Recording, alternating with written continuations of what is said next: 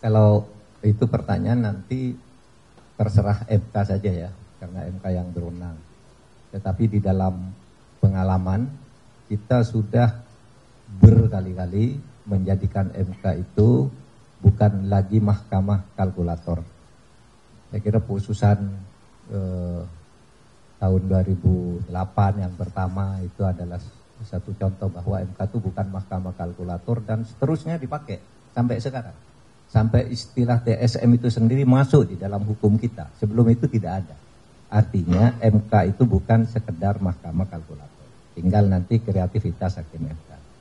Saudara, soal gugatan itu sebenarnya begini. Kita ini melakukan reformasi karena ingin membangun negara ini sebagai negara demokrasi dan negara hukum. Demokrasi dan nomokrasi. Perjalanan pertama sampai belasan tahun itu bagus. Demokrasi dan hukum kita lumayan lah bagus. Paling tidak dari sudut institusionalisasi.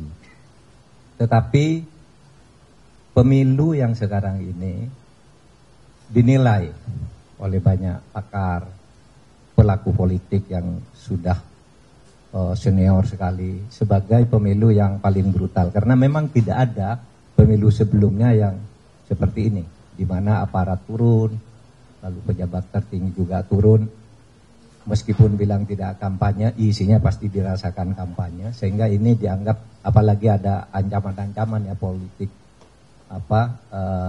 gentong babi, politik kerah putih dan sebagainya dipakai semua, sehingga ini dianggap pemilu paling brutal. Oleh sebab itu, kita ingin mewariskan kepada generasi yang akan datang, jangan terjadi perusakan terhadap demokrasi dan hukum. Karena kalau demokrasi dan hukum dirusak, nanti akan terjadi lagi yang akan datang itu, kalau mau pemilu, Anda dekat dengan kekuasaan, Anda punya duit. Hanya itu, lalu orang yang biasa-biasa, yang hebat-hebat tidak bisa tampil untuk ikut ngurusi negara.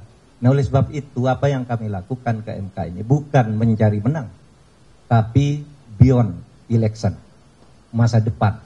Bukan sekedar untuk pemilu hari ini, tapi masa depan ratusan tahun yang akan datang demokrasi kita harus sehat, dan itu harus diungkap di sebuah teater hukum yang bernama Mahkamah Konstitusi.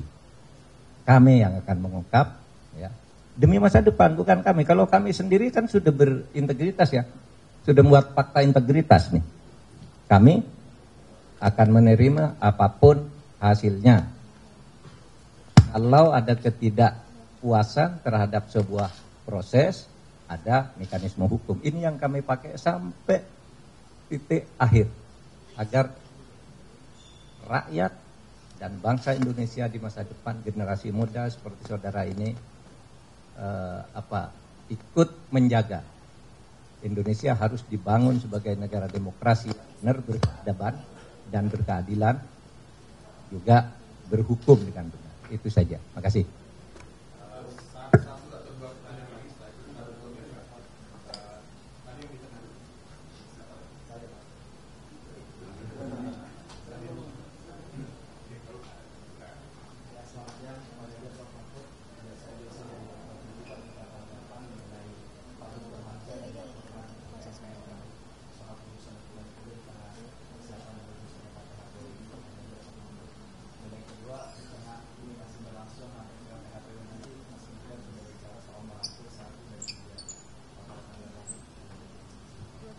Kalau siapa melaporkan apa, biarkan itu berproses sendiri begitu ya. Kalau soal rangkul-rangkulan, kita ini berteman semuanya. Toh para kandidat ini anak-anak bangsa begitu ya. Kalau ibarat sebuah pertandingan itu ada saat mulai, ada saat akhir. Tentu apapun nanti keputusan sebagai sebuah upaya tertinggi yang bisa kita lakukan dan kita putus, mari kita berpikir soal bangsa dan negara ini. Mari kita berpikir nasib rakyat. Mari kita berpikir bahwa ekonomi ke depan menghadapi tantangan yang berat. Berberita yang disiarkan kawan-kawan hari ini mulai Selandia Baru krisis. Jadi artinya kita juga mesti siap-siap ya. Bencana ada di banyak tempat, kita mesti merespon. Jangan kita terlena hanya urusan ini gitu. Jadi soal rangkul-merangkul, kita pasti harus menjadi kekuatan anak bangsa untuk membangun negeri ini dimanapun berada. Pasti kami akan bisa berkomunikasi. Kita kenal semua kok ya Prof.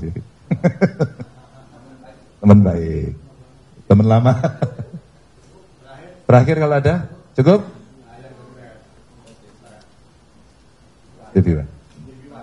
Penegasan artinya dari statement hari ini dari Mas Ganjar sendiri ini apakah menolak hasil dari KPU?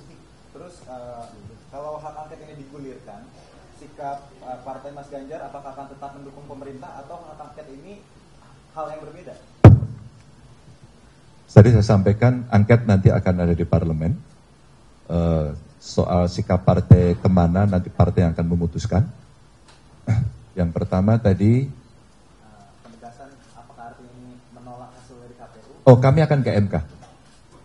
Jadi kami akan ke MK ini untuk mengungkap apa yang dari awal sampai dengan akhir yang tadi kami ceritakan itu. Sehingga betul-betul tadi Prof. Mahfud juga sampaikan bagaimana mengawal demokrasi ini bisa berjalan. Karena hanya lembaga ini yang bisa mengadili dari seluruh apa yang ada. Sehingga harapan kita hasil itu pasti sebelumnya ada proses. Maka inilah yang harus dibuka semuanya. Teman-teman terima kasih semuanya, para pendukung terima kasih, jaga bangsa dan negara kita, jaga demokrasi kita. Wassalamualaikum warahmatullahi wabarakatuh. Saudara-saudara sekalian, terima kasih untuk kehadirannya. Ya. Tadi Pak Ganjar sudah mengatakan bahwa demokrasi yang kita hadapi sekarang ini adalah demokrasi yang menurut banyak penilaian, termasuk dari luar negeri, juga dianggap bermasalah. Pak Mahfud juga mengatakan dibandingkan dengan pemilu sebelumnya, ini demokrasi yang banyak sekali masalah. Tidak sama dengan pemilu-pemilu sebelumnya. Nah saudara-saudara,